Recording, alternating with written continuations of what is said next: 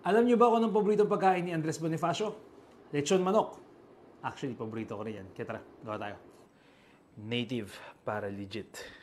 Isa to sa madalas na hinahain ng mga katipunero pag nagtitipon sila kaya naman naging paborito ito ni Andres Bonifacio. Titimplahan lang nilang manok, babalutin sa saha at iihawin na ito sa uling. Kaya naman tinawag nila itong inihaw na manok sa saha. Fire!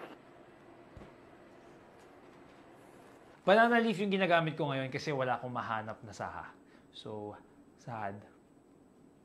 Ang rason kung bakit nila binabalot ang manok sa saha ay di lang pampalasa, kundi para din maitago ang usok nito sa mga Kastila pag nagpupugad sila sa gubat.